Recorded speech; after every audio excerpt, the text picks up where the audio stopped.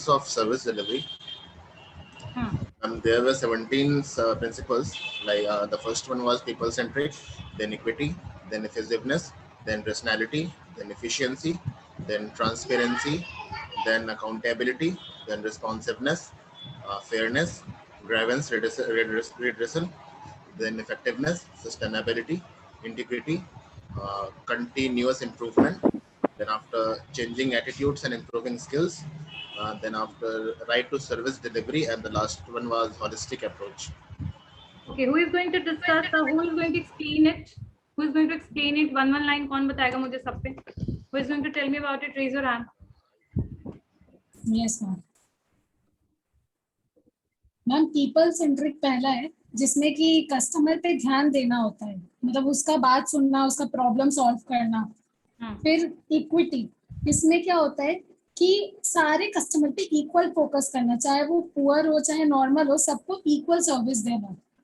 फिर इंक्लूसिवनेस, जो service delivery system जो गवर्नमेंट वगैरह निकालती है वो हर किसी तक पहुंचना चाहिए। रेशनैलिटी, इसमें जो भी डिसीजन सर्विस डिलीवरी में लिया जाएगा वो फैक्ट और डाटा पे बेस्ड होना चाहिए। Okay, okay, okay, Tosh. Next, who is going to explain the further? Who is going to explain further? Yes, Harshit.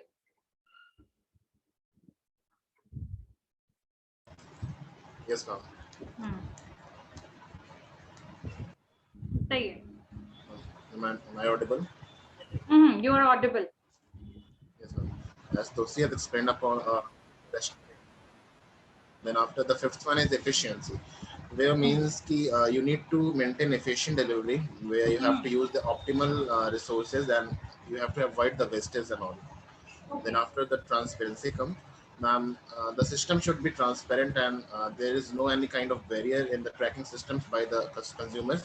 It means the consumer has right to know about all the information, like from where the product and services are delivered. And this comes under transparency. The seventh one is accountability. In the term accountability, service provider should be accountable as he has to answer the questions raised related with the service and delivery process. It means he is only responsible for solving all the queries of the consumer and all. Next, wait. Next, Komal, you can explain the further one. Yes, ma'am. 8.1 is responsiveness, जिसमें response देना ये सब देखेंगे। फिर fairness 9th होगा, इसमें honesty, fair, truth, trust देखेंगे। फिर 10th में हम ग्रीवेंसेस रेड्रेसल देखेंगे, मतलब कि कंपनी जो प्रॉब्लम सॉल्व कर रहा है कि नहीं, वो एक्शन ले रहा है कि नहीं, ये सब देखेंगे।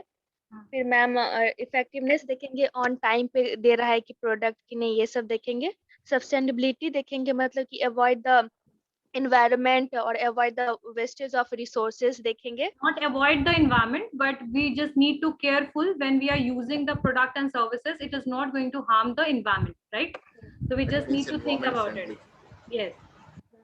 इंटीग्रिटी देखेंगे मैम, इसमें प्रॉपर इंफॉर्मेशन होना चाहिए, हाई स्टैंडर्ड प्रोडक्ट का क्वालिटी प्रोवाइड्स करता है कि नहीं, ये सब देखना है। फिर कंटिन्यूअस इंप्रूवमेंट देखेंगे, मतलब कि digital way of delivery system IGTC देखेंगे, चेंजेस द होल सिस्टम जो देखेंगे। फिर changing attitudes and improvement skills देखेंगे, मतलब कि प्रॉब्लम सॉल्विंग स्किल्स देखेंगे। उसमें एम्प्लॉय को हमेशा एटीट्यूड अपना चेंज करना, प्रॉपर एटीट्यूड अपना रखना पड़ेगा। उसमें ये सब देखेंगे कि कैसे वो कस्टमर से डील कर रहा है, कंज्यूमर से, ये सब देखेंगे। Okay. Next, right. Anyone else who is going to explain the further point of the principle of service delivery system? Anyone else who is going to explain about it? Okay, Komal, you can continue. Ma'am right to service delivery देखेंगे, इसमें मतलब कि online product door तक पहुंचा रहा है कि नहीं, ये चीज इसमें देखेंगे। फिर होलिस्टिक अप्रोच देखेंगे, इसमें जो इन्वायरमेंट डिजाइन कर रहा है, री इंजीनियरिंग अप्रोच कर रहा है, रियलिस्टिक कर रहा है कि सिस्टमैटिक वे से, ये सब देखेंगे ma'am. That's all. Okay, so I think principles of the service delivery system is already cleared. Okay, and what is the service delivery elements which we discussed in the not in the last class, but before that. Right to service delivery एक बार explain कर दीजिएगा।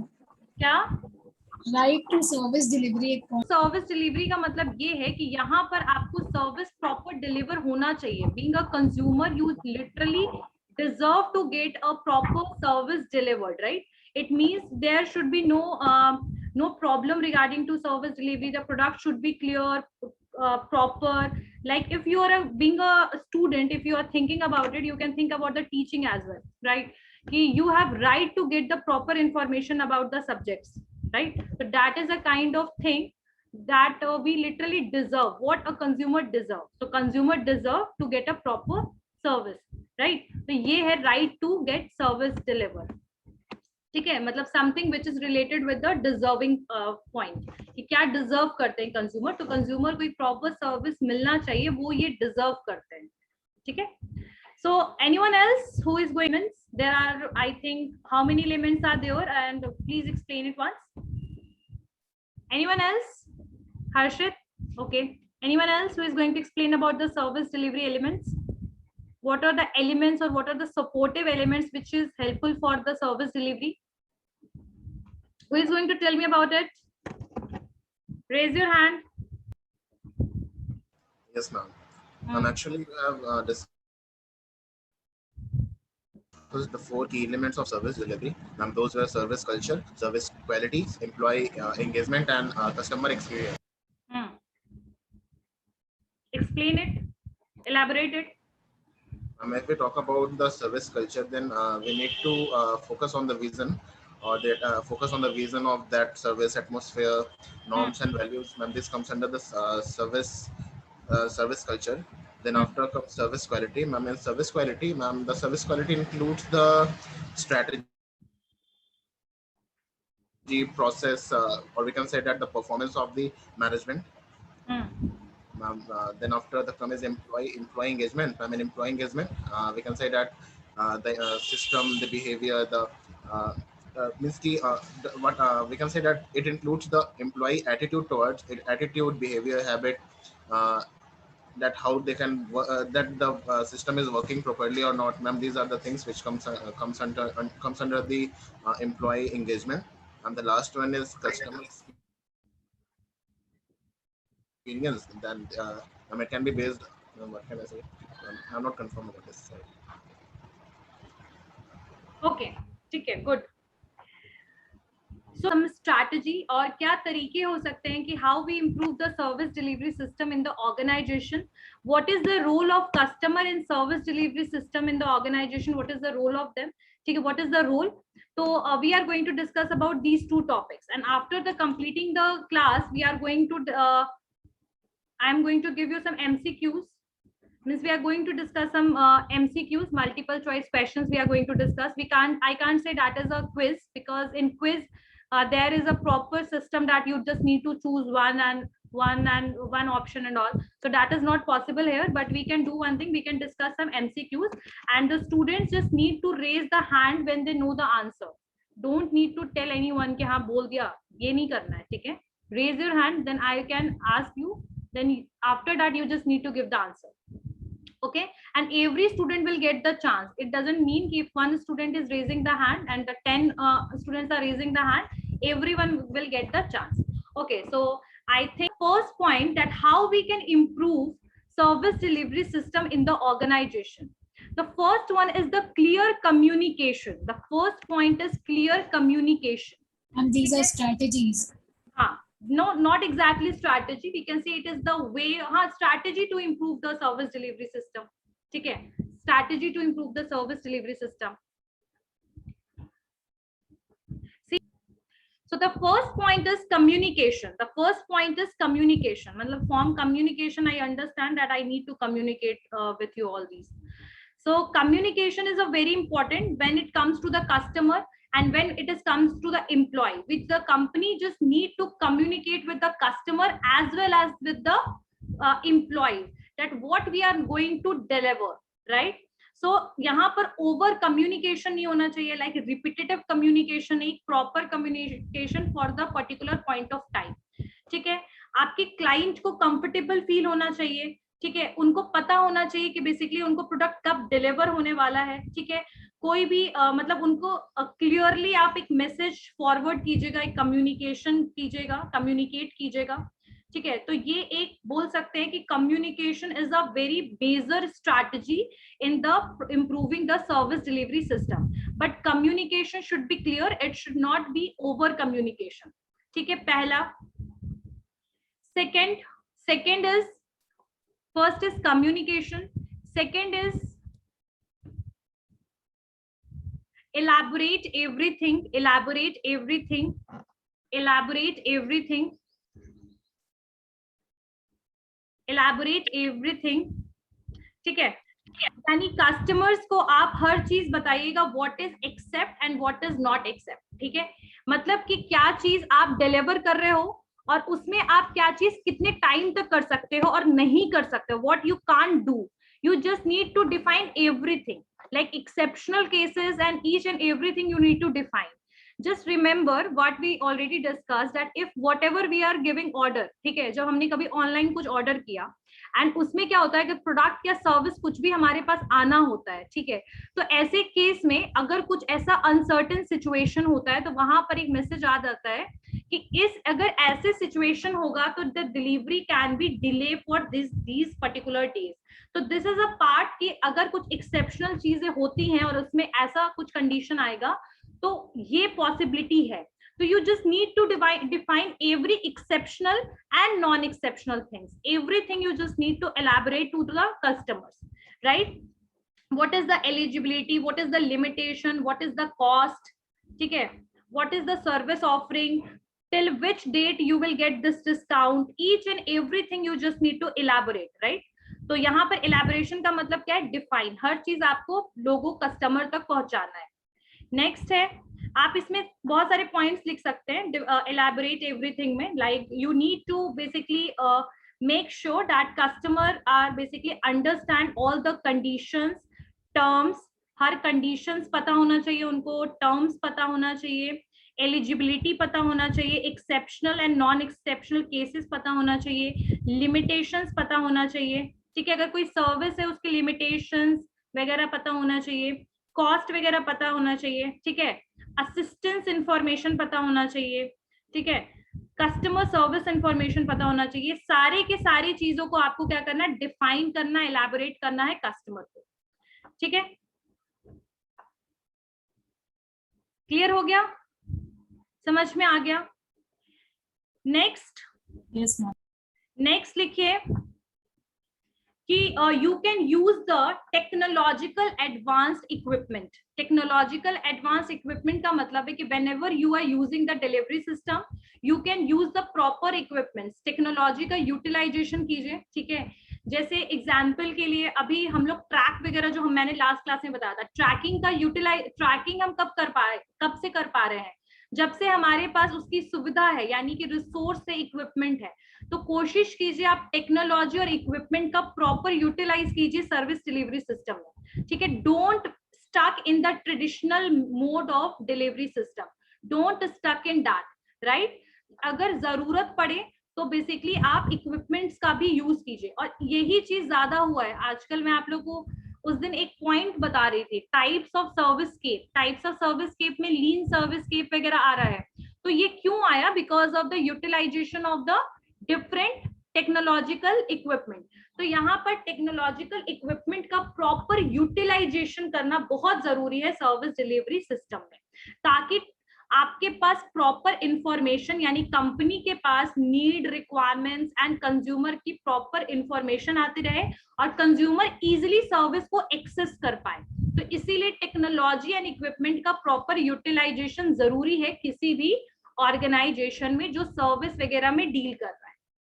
Next है track employ availability. Track employ availability, track employ availability, track employee availability. See, service delivery, it doesn't mean that we are only just deal with the like a product को अगर हम deliver कर रहे हैं तो that is service delivery. Service delivery is each and everything which is related with the product and which is not related with the product. Like doctor is treating you, that is also a service delivery. ठीक है, in hotels you are talking to the waiter and they are explaining the thing, that is also a service delivery. Teachers are teaching you, that is also a service delivery, like my service is to teach and I am delivering the lessons and the questions, answer, interactive class I am making, right? So these all are the part of service delivery. But for the service delivery, what is the important resource? The important resource is employee. If employee is not available, it is very much impossible to give the service to the consumer. So company have to ensure that the employees are available in each place where they just need to deal with the consumers. इसका मतलब यही है कि service मतलब हर जो company है उनको हमेशा इंश्योर रखना है कि जहां पर भी कस्टमर से इंटरेक्शन हो रहा है, जहां पर भी कस्टमर से डील हो रहा है, वहां पर एम्प्लॉइज प्रेजेंट रहे. Either that is a customer complaint, either that is a departmental stores, either that is a branded shop, either that is a hospital, either that is a banking.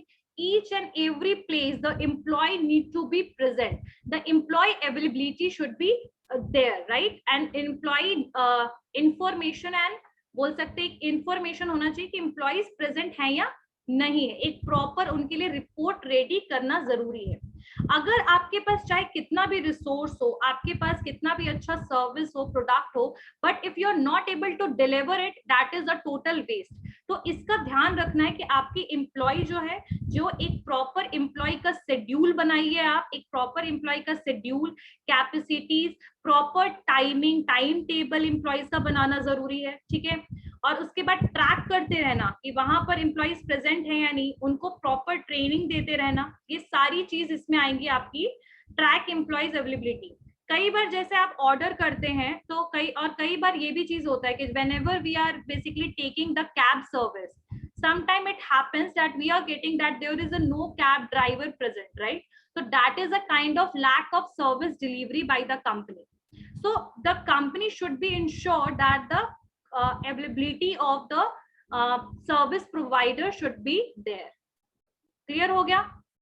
समझ में आया? Service deliver करने के लिए उसमें capacity भी होना चाहिए और साथ साथ वो हमेशा उसका एक प्रॉपर शेड्यूल बनाइए. ट्रेनिंग जैसे कैसे होता है कि मैकडी वगैरह है या फिर अगर आप ले लीजिए कैब वगैरह का, तो cab is a kind of independent service. यहाँ पर होता है कि बस एक पर्टिकुलर प्लेटफॉर्म में आपने रजिस्टर करा लिया, उसके बाद आप इंडिपेंडेंट सर्विस दे रहे हैं.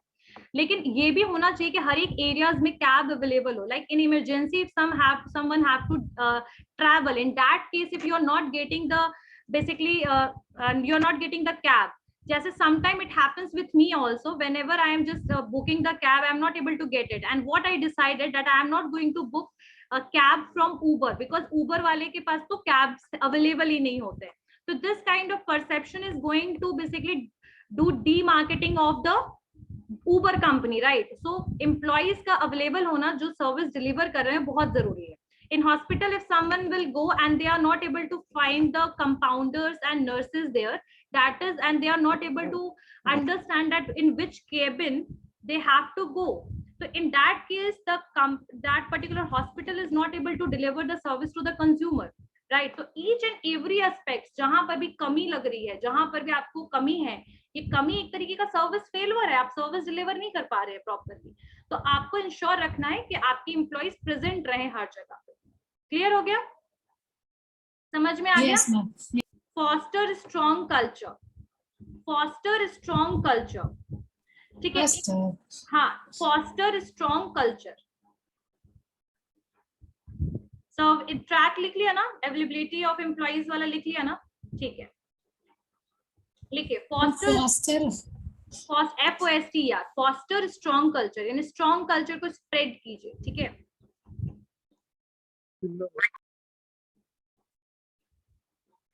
Foster strong culture, okay. Foster strong culture यानी कि बेसिकली यहाँ पर एम्प्लॉइज वगैरह को एक मतलब जो प्रिंसिपल्स हमने डिस्कस किया, उन प्रिंसिपल्स के बारे में आप एम्प्लॉइज को बताइए. सर्विस डिलीवरी मेथोडोलॉजी के बारे में बताइए, व्हाट इज द मेथड, ठीक है. मेथड हम क्या यूज करते हैं, हमारी कंपनी में किस तरीके मेथड यूज होता है, ठीक है. Don't take it for granted वाला एटीट्यूड, अगर मतलब taking it as a granted, इस तरीके का अगर एटीट्यूड है अगर आपके एम्प्लॉइज का, तो इसको आपको खत्म करना है, ठीक है. इस तरीके के एटीट्यूड को अपने यहाँ पर एक स्ट्रिक्ट इंटरनल स्ट्रक्चर बनाइए जहां पर डिलीवरी सिस्टम जो है, देखिए कभी भी कोई प्रोडक्ट डिलीवर होता है तो उसमें बहुत सारे आपके पार्टीज इन्वॉल्व होते हैं, ठीक है। जैसे मैंने अगर यहाँ से कुछ ऑर्डर किया तो यहाँ से जाकर के उसकी इंफॉर्मेशन कंपनी तक गई, कंपनी के बाद एम्प्लॉयज तक गई, एम्प्लॉयज के बाद डिलीवरी बॉय को बोला गया, डिलीवरी बॉय फिर होटल में गया, होटल में वहां पर बेसिकली वो वेट किया, जोमेटो वाले से मान लीजिए मैंने डिलीवर करवाया प्रोडक्ट, तो उस केस में क्या हुआ, मैंने यहाँ पर ऑर्डर किया, इसका इंफॉर्मेशन कंपनी के पास, कंपनी ने ट्रैक किया, इसका इंफॉर्मेशन एम्प्लॉय जो डिलीवरी बॉय है उसके पास, डिलीवरी बॉय कहाँ गया, होटल में गया, फिर वहां पर होटल या रेस्टोरेंट जहां पर से मैंने ऑर्डर किया उसने बेसिकली प्रोडक्ट को लिया, फिर वहां से लेने के बाद उसने फिर आपके घर तक लाकर आपको पहुंचाया। तो there are the multiple points जहां पर से एक प्रॉपर सर्विस डिलीवर हो रहा है। जस्ट इमेजिन कीजिए, फॉर एग्जाम्पल जस्ट इमेजिन कि कंपनी वाला जो है, कंपनी है, they can not able to give the message to the delivery boy. Is it possible that they are able, that delivery boy is able to give me food at the time, at the proper time? Is it possible? So जो lack of communication है ना, वो कहीं पर भी अगर fail हो रहा है, किसी भी पॉइंट पे कहीं भी गैप बनेगा तो बेसिकली आप तक वो डिलीवर प्रॉपर नहीं होगा। तो जो कल्चर होना चाहिए, आपकी पूरी इंटरनल स्ट्रक्चर जो होना चाहिए आपकी कंपनी का, जो मेथोडोलॉजी आप यूज कर रहे हैं उसको सब तक बोलिए। अगर कोई किसी एम्प्लॉय का as taking it as a granted वाला एटीट्यूड है कि हर चीज को मतलब ऐसे स्ट्रिक्टली नहीं लेना, तो इस चीज को चेंज करने की जरूरत है। तो culture should be strong in your organisation, ठीक है। और ये चीज मतलब आप एम्प्लॉयज को बिल्कुल प्रॉपरली इस चीज के लिए बता दीजिए, और स्ट्रिक्ट एक्शन भी अगर लेना चाहते हैं तो you can take strict action, ठीक है। And that action is strict action वगैरह भी ले सकते हैं, लेकिन जैसे होता है कई बार आप देखिए, this is a kind of action which is taken by the company. तो ये एक स्ट्रिक्ट एक्शन और एक ये कल्चर है कि जो भी हमारे यहाँ पर पॉलिसीज है उसको फॉलो अप करना जरूरी है। तो एक बोल सकते हैं एक स्ट्रॉन्ग कल्चर, मेथोडोलॉजी, जो आपके मेथड से आपके डिलीवरी सिस्टम के, उसको स्ट्रॉन्ग बना के रखिए, और जितना ज्यादा हो सके अगर कोशिश कीजिए उसको शॉर्ट करने का, ठीक है। जितना लॉन्ग डिलीवरी सिस्टम होगा, जितना लॉन्ग कम्युनिकेशन चलेगा, जितने लोग इन्वॉल्व होंगे डिलीवरी सिस्टम में, उतना ज्यादा गैप होने के चांसेस है। तो इसीलिए आप इसको शॉर्ट और इसको प्रॉपर मेथड्स को सबको क्या कीजिए, कम्युनिकेट कर दीजिए, ठीक है। तो these are the basic ways for improving the service delivery system. किसी को कुछ डाउट है? पहला पॉइंट है कम्युनिकेशन स्ट्रेटजी इंप्रूव करने का सर्विस डिलीवरी सिस्टम का।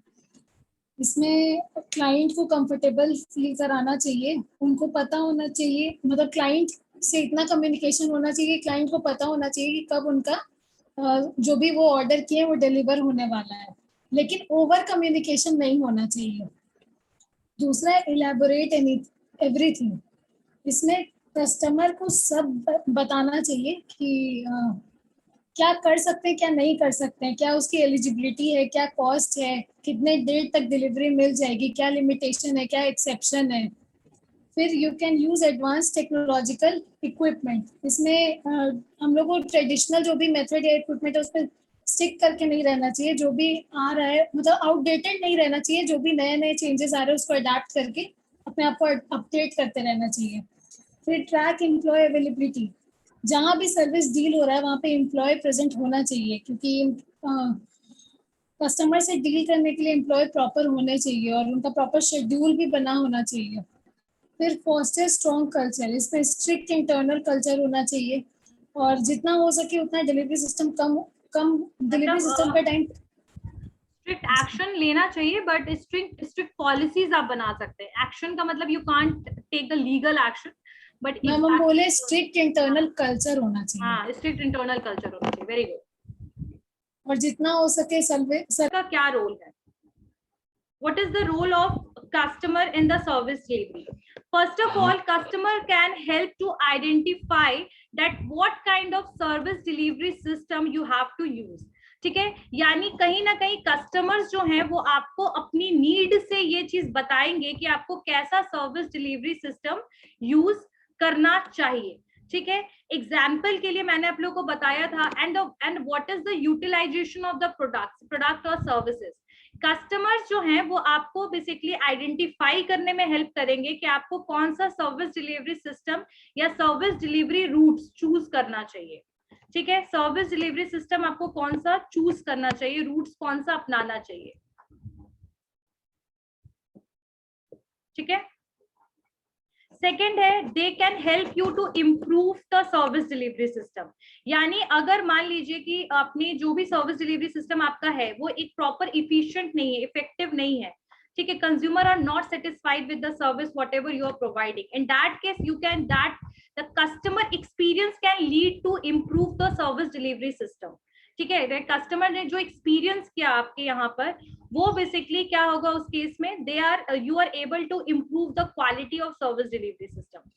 ठीक है, कस्टमर एक प्रोडक्टिव वे में आपकी कंपनी के लिए काम करता है। डेफिनेटली द फाइनल जो हमारा जो गोल होता है प्रोडक्ट या सर्विस को बनाने का वो कस्टमर तक पहुंचाना होता है। ठीक है, तो we have to be very much people और customer centric which we already discussed in the principle of service delivery system.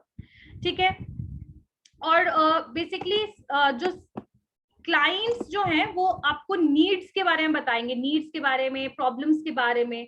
तो एक प्रॉपर सर्विस डिलीवरी सिस्टम आप इंप्रूव कर सकते हो, बना सकते हो। ठीक है, और इसमें आप लिखना चाहते हो तो 2 लाइन लिख लेना, इसमें लिख लीजिए कि इफेक्टिव कस्टमर पार्टिसिपेशन का क्या रोल है, तो इसमें 2 लाइन लिख लो। मैम पहला पॉइंट क्या बताई थी, वो फिर से बताइए। फर्स्ट पॉइंट है कि कस्टमर जो है ना वो आपको root of service delivery system या रूट ऑफ सर्विस डिलीवरी वो आपको स्पेसिफाई करने में, अंडरस्टैंड करने में, चूज करने में हेल्प करेगा। ठीक है,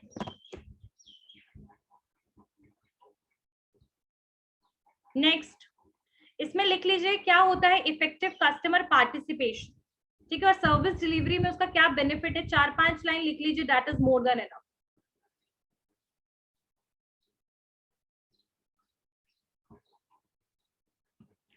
लिखिए, customer participation can increase the quality of service delivery,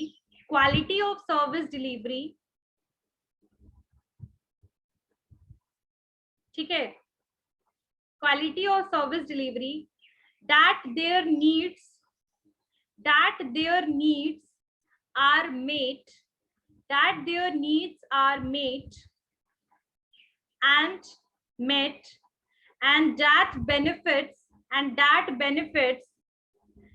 the customer seeks are attained, and that benefit the customer seeks are attained.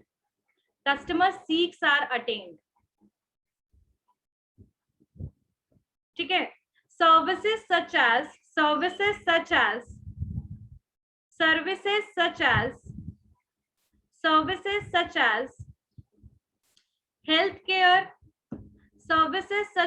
healthcare, education, personal fitness, services such as healthcare, education, personal fitness.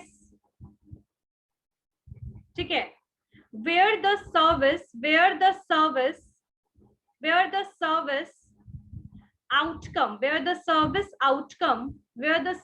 outcome is highly dependent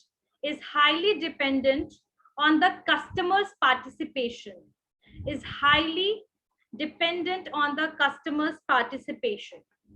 Effective customer participation can increase the quality of service delivery, and that their needs are met, and that benefits the customers seeks are attained, attained. Services such as healthcare, education, personal fitness, weight loss, where the service outcome is highly dependent on the customer participation. सबसे पहला जो इसमें basically क्या explain किया गया है कि customer participation का बहुत बड़ा रोल है सर्विस में। यानी कि अगर कस्टमर पार्टिसिपेट नहीं करेगा तो आप सर्विस डिलीवर किसको करोगे। बहुत सारी जगह पे जहां सर्विस डिलीवर होता है वहां पर आउटकम ही जो होता है वो कस्टमर पार्टिसिपेशन की वजह से होता है। एग्जाम्पल के लिए if you are going to if in educational institutes and the colleges, the outcomes या फिर टीचिंग का क्या आउटकम होगा, आपका रिजल्ट, स्टूडेंट्स का रिजल्ट, कस्टमर पार्टिसिपेशन, वही हो गया। तो कस्टमर पार्टिसिपेशन जो है वो ओवरऑल सर्विस की क्वालिटी को इनहांस करने में या फिर प्रॉपर या बोल सकते हैं कि बेटर करने में हेल्पफुल है। ठीक है, सेकेंड चीज है कि कौन सा सर्विस डिलीवरी सिस्टम हमें यूज करना चाहिए, that is also helpful for because of the customer participation. जैसे एग्जाम्पल के लिए हम टीचिंग को ही ले ले, तो कहीं ना कहीं स्टूडेंट्स की वजह से ही ऑनलाइन जो क्लासेस है वो शुरू हुआ है। तो यहाँ पार्टिसिपेशन किसका किसका होता है, एक teacher who is a service provider and the students who are the service taker, right. So यहाँ पर बेसिकली जो रूट्स हमें कौन सा यूज करना चाहिए कस्टमर पार्टिसिपेशन से सर्विस क्वालिटी इंप्रूव करने में, एज वेल एज जो कस्टमर कंप्लेंट्स वगैरह जो है उनके लिए भी हेल्पफुल है customer participation. Who is complaining about the service delivery system? Who is complaining about your services? Customers. They are participating in the complaining, and that's why you are improving the customer complaint section, right? ये आपका एक reason हो गया। एक और third जो हो गया इफेक्टिव डिलीवरी सिस्टम में भी हेल्पफुल है, तो वो तो क्वालिटी में ही खैर आ गया वो चीज कि इफेक्टिव डिलीवरी सिस्टम आप because of the customer satisfaction and dissatisfaction पे ही डिपेंड करता है, क्योंकि अगर सेटिस्फैक्शन और डिससेटिस्फैक्शन नहीं होगा तो भाई आप 2 दिन बाद डिलीवर करोगे फूड, आज ऑर्डर करोगे 2 दिन बाद मिलेगा, ऐसा पॉसिबल तो नहीं होता है ना। तो यहाँ पर जो कस्टमर पार्टिसिपेशन का यही रोल है कि कस्टमर जो है, और एक चीज और, customer also help to improve the service delivery. Improve किस तरीके से, क्वालिटी में नहीं, यहाँ पर आपको दूसरे कॉम्पिटिटर के साथ compete करने में भी वो हेल्प करेगा। ठीक है, दूसरे कॉम्पिटिटर के साथ और दूसरे कॉम्पिटिटर की स्ट्रैटेजी को भी आप यूज करने में आपको हेल्प करेगा। जैसे मैंने एक बार एक पॉइंट बताया था कि जैसे मान लीजिए कि 2 जिम है, एक फिटनेस जिम है, एक गोल्ड जिम है, we can't compare it, but like whatever the machines and whatever the things are used in the gold, maybe it is not used in the fitness gym. So like the customers can easily compare it, and if the people compare it with the price, quality and everything, maybe they will going to prefer the gold gym. So that is a kind of loss for the fitness gym, right? So that's why they can also opt the same strategy and competitive strategy they can use. So competitiveness को भी ये क्या करता है, basically help करता है competitive environment को create करने में। कौन? Basically customer participation. भेजा में जा रहा है? Yes ma'am. एक ही के जा रहा है, बाकी लोगों के?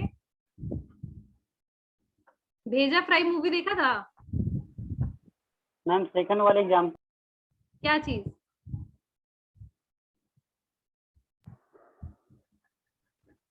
मैम अब ये तो था कस्टमर पार्टिसिपेशन से का importance, kind of customer participation से कंपनी को किस तरीके से फायदा हो सकता है, राइट? बट अगर हम कस्टमर को पार्टिसिपेट करने के लिए भी हमें कुछ स्ट्रैटेजी यूज करना चाहिए, लाइक कस्टमर्स को आपको थोड़ा सा मोटिवेट करना चाहिए। ठीक है, लाइक कस्टमर से हमेशा कांटेक्ट बना के रखिए, कम्युनिकेट करते रहिए कस्टमर से। ठीक है, कस्टमर को बेसिकली आप उनको ऑफर्स वगैरह के बारे में बताते रहिए, उनको मोटिवेट कीजिए कंप्लेन के लिए, जो हम लोगों ने पहले भी पढ़ा। तो बहुत सारी चीजें तो वही सेम चीजें मैच करेगी। ठीक है, फिर आप उनको एजुकेट कीजिए, उनको कुछ इंफॉर्मेशन दीजिए। ठीक है, और ये इस तरीके से आप कुछ स्ट्रैटेजी अपना सकते हैं कि कस्टमर आपकी कंपनी में ज्यादा से ज्यादा पार्टिसिपेट करे। ठीक है, तो इस तरीके से कस्टमर का जो इम्पोर्टेंस है पार्टिसिपेशन का, ओवरऑल बेनिफिशियल है वो कंपनी के लिए। सो जो कह सकते हैं कि customer participation also increase the productivity, that also increase the productivity of the company. It can help to improve the quality. It help to define the better route. It help to define the effective service delivery system. It help to improve the service quality. और क्या outcome है, it can help to define the final result और outcome positive है या negative है। भाई gym गए और दो महीने एक हो गया, राइट? तो यहाँ पर कस्टमर डिससेटिस्फाई होके जा सकता है। और अगर मान लीजिए टीचर ने role in service delivery system, ठीक है, और अगर मैं बात करूं सर्विस डिलीवरी सिस्टम में इंटरमीडियरीज का क्या रोल है, यानी कि they are not the customers but they are the intermediaries. Intermediaries कौन होंगे? जैसे कोई कंपनी के में रॉ मटेरियल सप्लाई करने वाले, फिर जैसे मैं बताती हूँ कुछ हॉस्पिटल्स होते हैं जहां पर हम लोग टेस्ट करवाते हैं, ठीक है, ब्लड टेस्ट एंड ऑल, तो उसके लिए हमें वो कोई और पर्सन आता है या दूसरी कंपनी के साथ उनका पार्टनरशिप होता है और वो बेसिकली उसमें काम आते हैं, मतलब they are taking the test, they are giving the reports. तो these are the intermediaries who are between the company and the customers. और कंपनी और कस्टमर के बीच में इंटरमीडियरीज, एक तो आपके एम्प्लॉइज तो होंगे ही होंगे, एम्प्लॉइज भी हो सकते हैं, साथ साथ अलग भी स्टेक होल्डर्स हो सकते हैं, जैसे आपके सप्लायर्स हो गए, गवर्नमेंट हो गया, गवर्नमेंट के रेगुलेशंस हो गए, तो all these are the intermediaries. ठीक है, तो कई बार बेसिकली एमआर भी हो सकता है, करता है. यस अक्षय, एमआर भी हो सकता है मैम उसमें. एमआर जो होते हैं medical representative, yes ma'am, yes ma'am. They can also be part of it. ठीक है, एंड बट इनकी वजह से service delivery system as such effect नहीं होता है. बस वही डिपेंड करता है कि अगर आप मेडिसिन वगैरह में भी डील हो रहा है हॉस्पिटल में, तो इट कैन बी पॉसिबल. ठीक है, रॉ मटेरियल जैसे हॉस्पिटल में मेडिसिन लाना, फिर आपके स्लाइसेस कौन क्या होते हैं जो whatever the medicines and the medical equipment whatever required, if that is not delivered in the hospital properly, the books are not delivered to the educational institutes properly, so we can say that the every stakeholders which are basically the part of the service delivery system, they are also important. If they are not doing the effective work, the overall service delivery system will be failed, right? तो वो भी जो होते हैं वो proper effective way में उनको हर चीज प्रॉपरली टाइम पे पहुंचाना चाहिए, चाहे वो रॉ मटेरियल हो या फिर बाकी और मटेरियल्स हो. ठीक है, रिपोर्ट्स बनाने का काम किसी के पास है या फिर आपके अकाउंटेंट्स हैं, आपकी एम्प्लॉइज हैं, तो उनके भी काम प्रॉपर होने चाहिए. They have to be effective and the proper educated and they have knowledge and train toward the service delivery work. अच्छा, एक्सीलेंट सर्विस डिलीवरी. हाँ, एक्सीलेंट सर्विसेज. ठीक है, तो इसमें लिखिए मैम उसमें 2 ही पॉइंट था मैम. क्या मैं पहले वाले में 2 ही पॉइंट था. कौन होते हैं?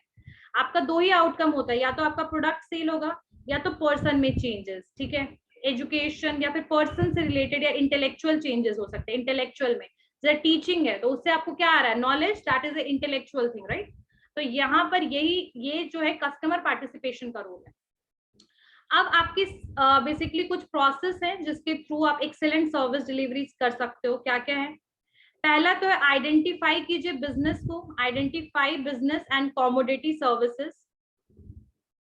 Identify business and commodity services. Identify business and commodity services required by business unit. Identify business and commodity services. बस यही लिख लीजिए, identify business and commodity services. ठीक है, यानी आप कौन से बिजनेस में डील कर रहे हैं उसके बारे में समझिए और उसके डिलीवरी सिस्टम में उसमें क्या क्या चीजों की रिक्वायरमेंट पड़ेगी. ठीक है, और आप कौन कौन सी कॉमोडिटी में सर्विस कर रहे हैं, पहले इसको आइडेंटिफाई कीजिए और कस्टमर के लिए वो कितना जरूरी है. एग्जाम्पल के लिए medicine is the required and a very important thing. Basic food and basic आपकी ग्रेन्स वगैरह ये सारी चीजें क्या है, ये नेसेसिटी वाली चीजें हैं. इसीलिए इनको आपको कब डिलीवर करना है, कैसे करना है, इसके बारे में इसको आइडेंटिफाई कीजिए कि आप कौन से प्रोडक्ट में आपकी कंपनी डील कर रही है. जैसे मैंने आप लोग एग्जाम्पल में बताया था ना कि फ्लिपकार्ट ने because of the pandemic, Flipkart and Amazon, they started basically delivering the grocery item as well. But you know that grocery item they are providing within 1 day, and the other item maybe they are providing maybe they are taking 6 or 7 days. Why? What is the difference? Why there is a difference? Anyone can tell me why there is a difference between this? That grocery item they are basically providing within one day, and other items they are taking 6-7 days, or it might be possible 10 or 14 days. Why? क्योंकि वो daily usages item है.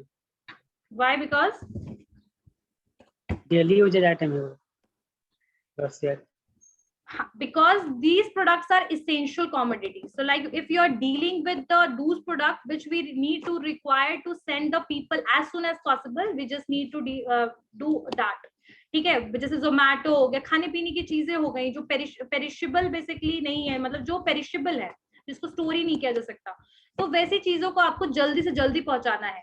तो like identify कीजिए business और कौन से commodity service में आप बेसिकली कौन से कॉमोडिटी सर्विस प्रोवाइड कर रहे हो उसमें. ठीक है,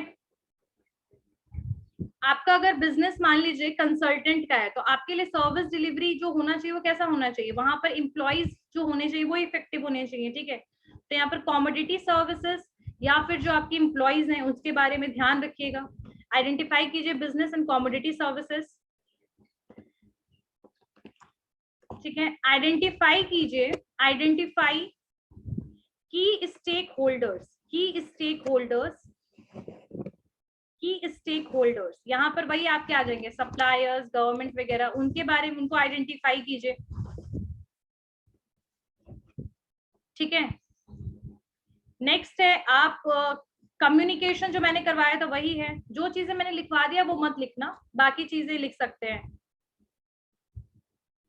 proper execution of work, proper execution of work, यानी कि जो भी आपने डिसाइड किया है उसको प्रॉपरली एग्जीक्यूट करना, ठीक है। अब एग्जाम्पल के लिए अगर जैसे मान लीजिए कि बीइंग अ टीचर, बीइंग मतलब obviously being a normal teacher, अगर मैं आपको एक दिन में बोलूं कि मैं 4 टॉपिक कंप्लीट करवाऊंगी, ठीक है, और मैं आपको नहीं करवाती हूँ, ठीक है, तो यानी कि मेरा जो प्लान जो था वो प्रॉपरली एग्जीक्यूट नहीं हुआ, ठीक है।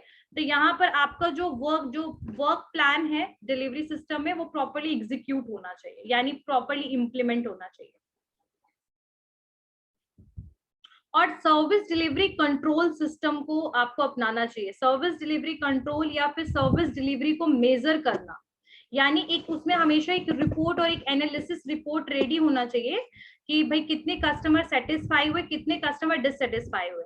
अगर डिससेटिस्फैक्शन का लेवल ज्यादा है तो हमें इम्प्रूवमेंट की बहुत ज्यादा जरूरत है, राइट। और आपने नोटिस किया होगा कि अभी भी मतलब गवर्नमेंट और में ये गवर्नमेंट जो होना चाहिए सर्विस डिलीवरी को मेजर करना चाहिए, एक रिपोर्ट एनालिसिस रिपोर्ट बनाइए, सेटिस्फैक्शन डिससेटिस्फैक्शन, टाइमिंग कब तक पहुंचा, कौन से एरिया में पहुंचाना था, कौन से लोग आए थे। अगर आप डिलीवर तो कुछ भी कर रहे हो ना, सर्विस डिलीवरी तो आपका प्रोडक्ट से रिलेटेड भी हो सकता है, आपका प्योर सर्विस भी हो सकता है, हर चीज हो सकता है, ठीक है। तो यहाँ पर उसको एनालाइज कीजिए, मेजर कीजिए सर्विस डिलीवरी को, और वही कॉन्टिन्यूअसली इम्प्रूव, तो वो तो ऐसे भी आप लोगों ने लिख लिया होगा कि अगर आप कैसे डिमांड्स वगैरह सर्विस सेक्टर में किस तरीके से मैनेज करते हैं। एंड द सेकंड वन की वेटिंग लाइन स्ट्रैटेजी का मतलब वही होता है कि जब कस्टमर वेट में है, वेट कर रहे हैं, तो आप क्या क्या स्ट्रैटेजी अपना सकते हैं ताकि कस्टमर फ्रस्ट्रेट ना हो। तो ये 2-3 चीजें हैं जो हमें ध्यान में रखना है, पढ़ना है नेक्स्ट क्लास में। और मैं थोड़ा सा बता देती हूँ वेटिंग लाइन स्ट्रैटेजी क्या होता है। आप लोग कई बार कुछ जगह पे जाते हैं, सबसे ज्यादा ना लोग क्लिनिक्स वगैरह पे जाते हैं, तो वहां पर आप लोग का अपॉइंटमेंट होता है और मे बी आपको वेट करना पड़ता है, तो उसको कहते हैं वेटिंग, राइट। वेटिंग, और वेटिंग लाइन स्ट्रैटेजी का मतलब यही है कि जब आप लाइन में खड़े होकर वेट करते हैं, ठीक है, बोलने का तरीका है कि लाइन में खड़े होकर वेट करना, या आप बैठ कर वेट कर रहे हैं, तो उस टाइम पे आपके दिमाग में बहुत सारी चीजें आती हैं, कितना देर वेट करना पड़ेगा, कितना टाइम लगेगा, मेरे पास तो टाइम नहीं है, so many things comes in your mind. And may be कि जितना आपने आपका जो लेवल होगा, मतलब आपने जितना एक्सपेक्ट किया होगा कि मुझे 2 घंटे लगेंगे, and you are sitting there for 4 hours, in that case how you will help the customer that they are not getting frustrated. तो इसमें हमें स्ट्रैटेजीज पढ़ना है। तो इसमें एक स्लोपी स्माइल है, फिर आपका टेलीविजन वगैरह और बाकी कुछ एक्टिविटीज हैं जो बेसिकली वेटिंग लाइन स्ट्रैटेजी के लिए। आपने देखा होगा कि बहुत सारे हॉस्पिटल्स में टीवी लगे होते हैं। क्यों लगे होते हैं TV? What is the reason behind the television? Reason behind the television जो रीजन है वो इसलिए कि लोग एंटरटेन कर सके खुद को, ठीक है। तो वेटिंग लाइन स्ट्रैटेजी को हम अच्छे से बिल्कुल अच्छे से पढ़ेंगे। अभी तो मैंने ब्रीफ में बता दिया आप लोगों को। और मैनेजिंग डिमांड में यही है कि सर्विस का किस तरीके का डिमांड होता है, कौन कौन सी सर्विसेज का ज्यादा डिमांड है, उसको कैसे मैनेज करेंगे, कस्टमर्स को मैनेज कैसे करेंगे और उनको कैसे प्रोडक्ट प्रोवाइड करेंगे, बस यही है, ठीक है। और बिहेवियर वगैरह भी आपका वेटिंग लाइन स्ट्रैटेजी।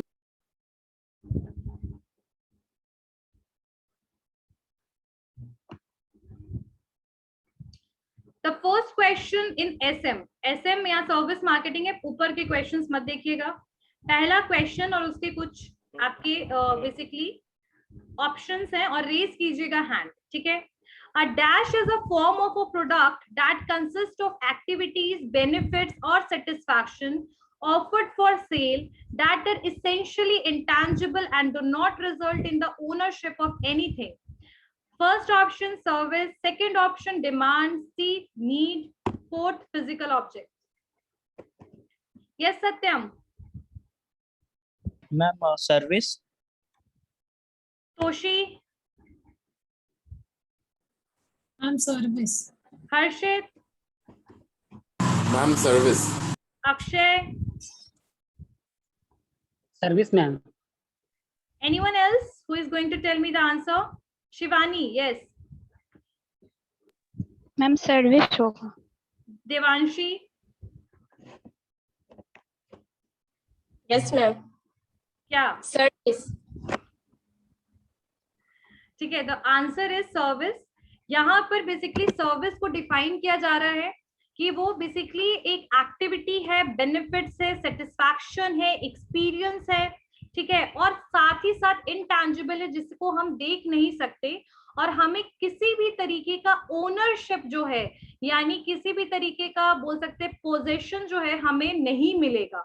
ओनरशिप जिस तरीके से प्रोडक्ट में ट्रांसफर हो जाता है, अगर हम मान लीजिए मोबाइल फोन खरीद रहे हैं तो द पोजेशन और ownership is transfer from the seller to the buyer, यानी मेरे तक इसका ओनरशिप आ गया. But in the case of service we are not able to get the ownership. Right? Clear हो गया सबको? Next, Yes, ma'am. Next Yes, ma'am. Question. Next, ये लगभग फर्स्ट चैप्टर के आपके क्वेश्चंस हैं, ठीक है. इसी तरीके से आपके बाकी के भी जितने भी चैप्टर्स हैं सबके रिवीजन और एमसीक्यूज क्वेश्चंस चलते रहेंगे इसी तरीके से हर एक एक दिन बीच कर करके, ठीक है. Next question is distinctive characteristic of service is intangibility, inseparability, variability and perishability. What will be the answer? Raise your hand. Yes, Toshi. हम ऐसे कैरेक्टरिस्टिक तो सारे हैं, लेकिन एक इंटेंजिबिलिटी होगा इसमें. Next, Harshit, Ma'am, intangibility is the correct option, ma'am. Shivani, yes ma'am intangibility होगा. anyone else? Okay, the answer is intangibility. Next, all the following are examples of services except banking, hotels and motels, tax preparation, computer software. Raise your hand. Yes, Toshi. Tax preparation. शायद. Next, Shivani. Shivani. Hello. Yes ma'am tax preparation होगा.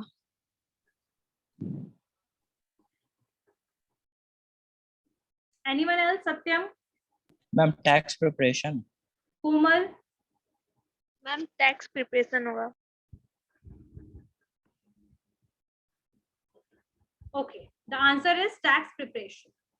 Next, services are typically produced and consumed simultaneously. This is an example of dash characteristics of services.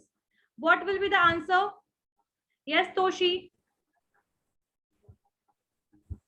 हम simultaneously. Anyone else? Characteristic तो perishability होगा. Anyone else? Services are typically produced and consumed simultaneously. This is an example of dash characteristic of services. Perishability. Anyone else? The answer is inseparability. The answer is inseparability. What is the meaning of intangibility? What is the meaning of variability, inseparability, and perishability? Simultaneously is a not an characteristic, not a characteristic. That is not a characteristic. Perishability इसलिए बोले क्योंकि store नहीं कर सकते, इसीलिए तो उसी समय सर्विस आता है, उसी समय हम लोग कंज्यूम भी कर लेते हैं. Services are typically produced and consumed. Sorry, it is perishability. Sorry. There the answer is perishability. Why the answer is perishability? Because intangibility is something which we cannot, intangible जिसको हम देख नहीं सकते. Variability where we cannot basically where the services are vary in the case when we are basically taking the services in different point of time and by the from the different companies. Example के लिए अगर हम HDFC में जाएंगे तो वहां हमें अलग सर्विस मिलेगा, ICICI में जाएंगे वहां अलग सर्विस मिलेगा. So the variability is something which is different, which means different. Inseparability, which cannot be separate from the product, right? Which cannot be separate from the product. ठीक है, यानी कि inseparability का मतलब होता है जहां पर basically we cannot separate the product and services. ठीक है, and the next one is perishability. It means that we cannot store the services for the further use or for the future use. So services are typically produced and consumed simultaneously. This is an example of the perishability characteristic of services. Next.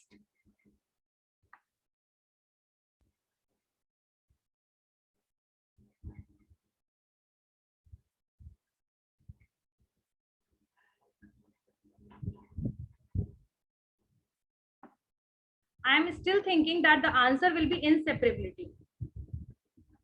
Because the production is made and we are consuming it, because we cannot. हम perishability में ये line क्योंकि पढ़े थे कि perishable इसीलिए क्योंकि simultaneously consume हो जाता है. ठीक है, चलिए नेक्स्ट क्वेश्चन. तो या it can be possible, perishability में we can not store it, so we just need to consume it at the same time.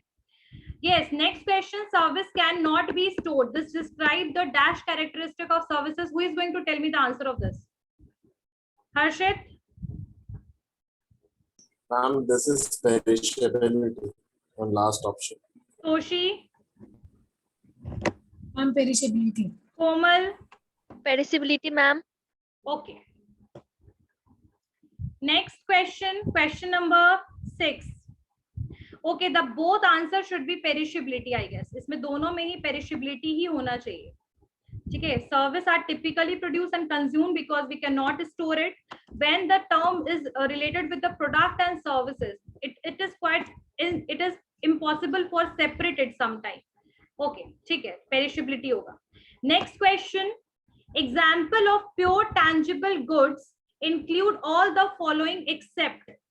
सारी चीजें tangible goods हैं लेकिन वो tangible good नहीं है. Except का मतलब. Toshi? tax preparation. Shivani? Ma'am, tax preparation. Nikita? Ma'am, tax preparation. Akshay? Tax preparation, ma'am. Komal? Tax preparation, ma'am. Satyam? Tax preparation, ma'am. Okay. Sorry. Next.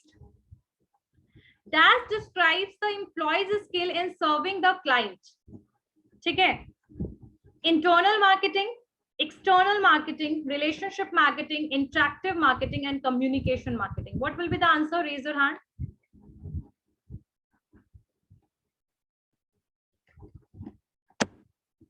Yes. Yes, Harshit. Ma'am, interactive marketing. Toshi. interactive marketing. Satyam. Interactive marketing, ma'am. Roll number 40, batch 2. Marketing, internal marketing. Shivani. Ma'am, interactive marketing. Devanshi. Interactive marketing. Exactly, the answer is interactive. We already studied the service triangle, right? So there are 3 parts of that: company, customer, and employee. When we are talking about the basically clients, which means customers and the employees, it means there is a interactive marketing.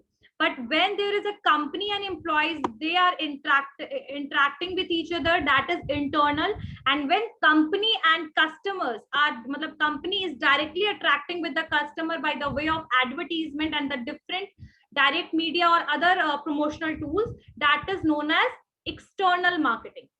Clear हो गया सबको? तो answer will be interactive marketing. Next. SSTS refers to service standard testing, self-service technology, standard service technology, self-service treatment. क्या होगा इसका answer?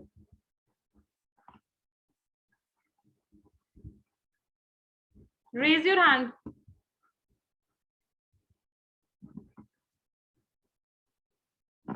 पढ़ा नहीं है ना, सुना नहीं होगा, और सारे एक जैसे लग रहे होंगे. Yes Abhishek. Ma'am self service technologies. Akshay. Ma'am B option ma'am. D या B? Ma'am second self service technology. Exactly, the answer is self-service technology. SSTS refers to self-service technology where we are using the जो fast food जो आजकल आप लोग खाते हैं, हम लोग लेते हैं, वो भी SST में ही आता है, जहां पर हम सेल्फ सर्विस यानी खुद से ही वहां पर प्रोडक्ट के बनने पर लेते हैं. Haldiram they are also using this technology, self-service technology. Abhishek. Yes ma'am. कैसे हुआ SST ये? सेल्फ मैम सर्विस क्या? टेक्नोलॉजी. हाँ बताइए. हेलो. हाँ बोलो. यस. बोलो सेल्फ सर्विस टेक्नोलॉजी कैसे हुआ है? स्टैंडर्ड सर्विस टेक्नोलॉजी और बाकी ऑप्शंस क्यों नहीं हुए? उसका वो रेफर्स किसको करता है?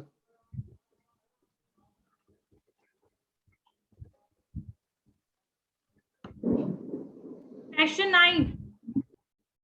Dash occurs when a company intentionally uses service as the stage and goods as the props to engage individual customers in a way that create the memorable event. Yes, Harshit? Ma'am, the answer is experience. Ma'am, Akshay? experience, option D. Akshay? Akshay? Ma'am experience ma'am. Anyone else? Dash occurs when a company intentionally uses services as the stage and goods as the props to engage the individual customer in a way that create a memorable event. Sorry, when we are talking about the events, it means that we are talking about the experiences, that what kind of experience the consumer will get, and that is why this is happening, because company uses this as a services. Service के लिए उन्होंने कुछ goods लगा दिया. Props is a kind of, props का मतलब क्या होता है, जैसे कि घर में जब हम डेकोरेशन के लिए विंड चाइम्स और ये सब जो यूज करते हैं, दीज आर द प्रॉप्स. जब हम डेकोरेशन के लिए अगर मान लीजिए रिबन्स एंड ऑल, फिर कलर्स, ब्यूटीफुल पेंटिंग्स और ये सब यूज करते हैं, मतलब एक एटमोस्फेयर क्रिएट करने के लिए, तो उसको प्रॉप्स बोलते हैं. ठीक है, मतलब props is a kind of a small items, beautiful items which help to decorate the मतलब हाउस एंड ऑल. तो प्रॉप्स आर दूस. तो नेक्स्ट ये क्वेश्चन हो गया. Next, top firms audit service performance by collecting dash measurement to prove customer satisfiers and dissatisfiers. Yes, Harshit? Ma'am, I think the voice of customer should be the right answer because, ma'am, it is widely used in the market research. Next, anyone else? Top firm audit service performance by collecting dash measurement to probe customer satisfiers and dissatisfiers. क्या होगा? क्या collect करेगा ताकि वो measure कर सके customer satisfier and dissatisfier? Yes, Toshi? Voice of the customer. Yes, voice of the customer, but the customer complaint can be the option, right? Ma'am पर complain में कुछ जैसे अच्छा कंप्लेन नहीं ना आता है, फीडबैक मेन होना चाहिए ना, जिससे पता चले. हाँ.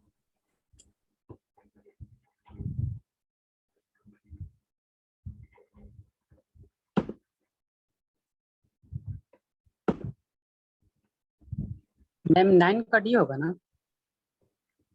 Experience, yes. The service a customer expects are called the dash service package. Yes, Harshit? Ma'am, it is primary service, option C. The service a customer expects are called the dash service package. Primary service package. Anyone else? Anyone else?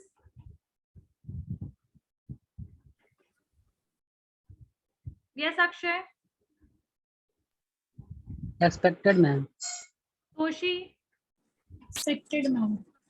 Expected.